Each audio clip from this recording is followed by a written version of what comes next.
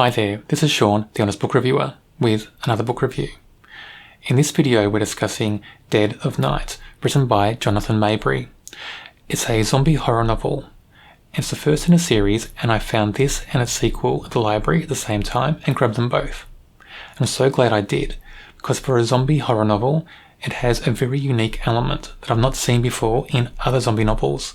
We get chapters from the POV of zombies, and one zombie in particular.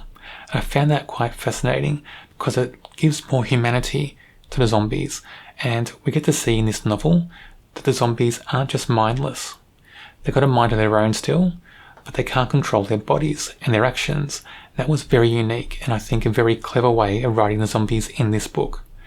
So let's go and talk about this book in more detail. The book starts off with quite a chilling chapter.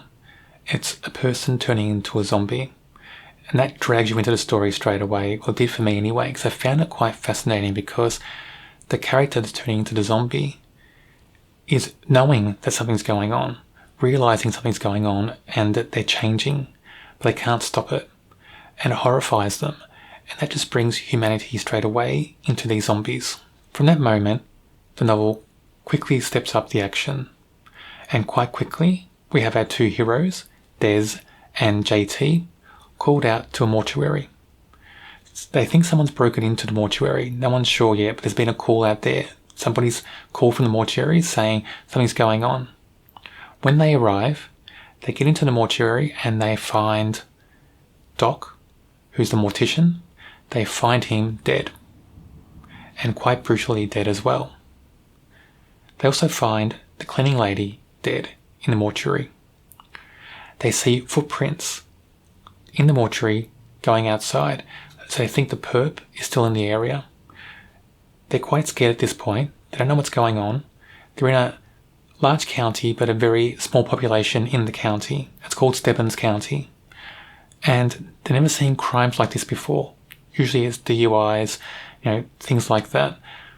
Nothing like this. Vicious murders like this. Des stays at the crime scene to photograph it, and JT goes outside to see if he can track down where the perp's gone. While Des is taking photographs, the cleaning lady comes to life and attacks her. So Des has to react with brutal force to put the cleaning lady down. Other police come to the scene to back them up.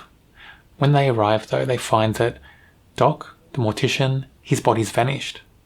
So Des and JT have to explain why they had to use brutal force against a cleaning lady that they first thought was dead, and what happened to the body of Doc, who also they thought was dead. His body's gone. From that moment, the action kicks up another notch, and we have more law enforcement on the scene, but we also have more killings, more confusion for our characters as they try to work out what's going on. More people are being attacked and killed, but then more people are acting strangely as well and attacking people, and they're trying to put this all together as it's happening, and you can feel their panic and they feel their confusion and feel their fear and their terror, and it just comes through so clearly. And the scenes, even though there's quite a bit of blood and gore in the scenes, it's not excessive. So it's not a book that just has blood and gore for the sake of it. The blood and gore stitches in nicely to the scenes, and it's just enough of it. It's a good balance. So I like that about this novel as well. Another subplot in this story is about a journalist called Billy Trout and his cameraman called Goat. They've got a tip about something that could be linked to this outbreak.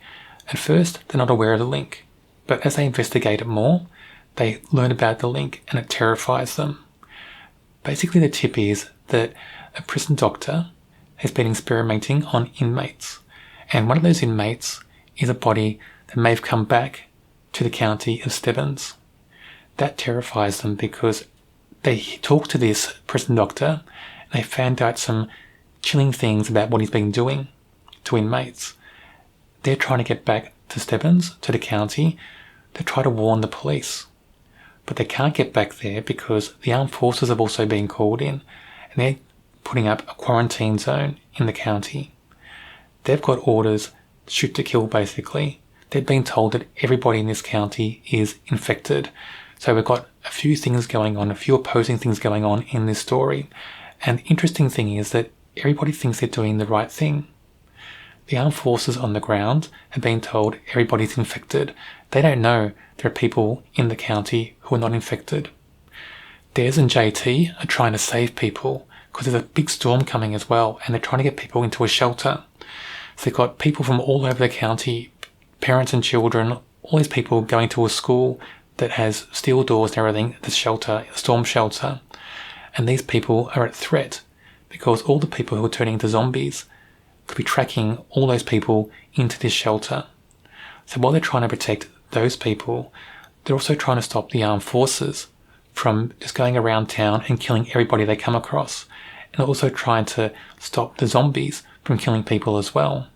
So they've got all these different opposing elements in this story, and it makes it a really gripping read. I won't go into more detail of the plot, because I do think you should read this, and if I give any detail away, it will give away those twists and turns and those big pivotal moments and those shocking moments that are really impactful when you do read them. And I'm glad I read this book without knowing anything about it, because that's how I like to go into some of these books. I'd rather go in there and be shocked. I want to be shocked at the parts that the author wants me to be shocked in, and I want to experience it for the first time and not be forewarned. But this is a great zombie horror novel, and I'm so glad I read it, and I'm looking forward to reading the sequel as well. Des is our main character. Now, she's a police officer, not a detective or anything, just an officer. But in her past, before this story, she was in the armed forces, in the army in Afghanistan. So she's got very good combat experience, and that's much needed in this story.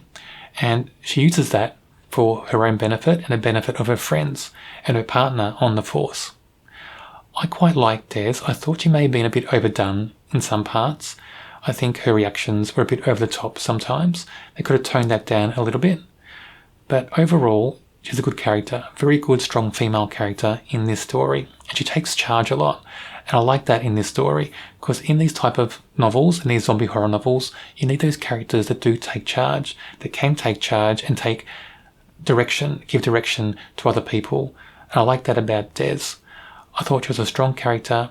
Most things about her came through as quite real, quite lifelike. Just some of those over-the-top moments coloured her negatively for some of the novel.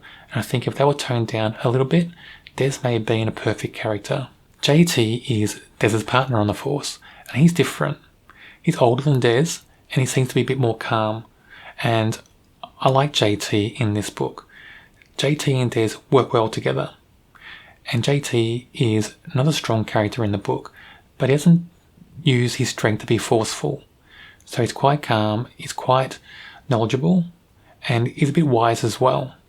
And he likes to take his time with things where Des seems to rush into things blindly. JT wants to take his time more. And I like that about them both, that they're opposite in how they go about doing things, and they balance each other out.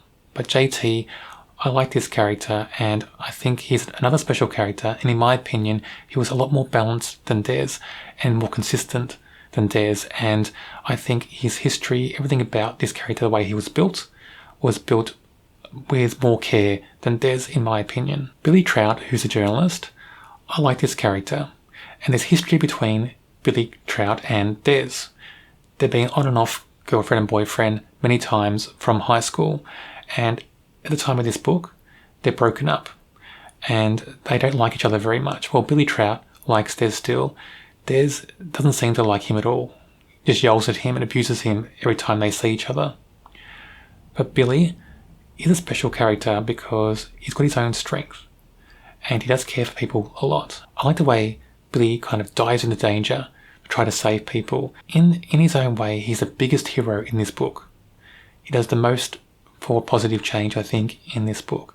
And he puts his life on the line the most, I think, when he could have just gone away and stayed out of the action. So Billy is a big character in this book, and is a well-deserved hero in this book as well. And I like the way he interacts with other people in the story. We've got Billy and Goat, his cameraman, when they're investigating things. They have a great relationship, and their dialogue and their scenes together are really enjoyable. And I think without Billy in this story, it may have suffered a little bit, because he seems to be a balance to that hardcore action. Billy seems to be that calming balance, that kind of lighter side we need in this story. Dead of Night is a really good zombie horror novel, and it makes me want to read more zombie horror novels. So for that, I'd rate it a 4 out of 5. It's not a perfect novel, but it has so much going for it. I'm hoping the sequel is as good as this book. On my channel, I do review other horror novels. If you don't want to miss out on those videos, check out my channel and subscribe. There's also a horror playlist on my channel. Should be on your screen now.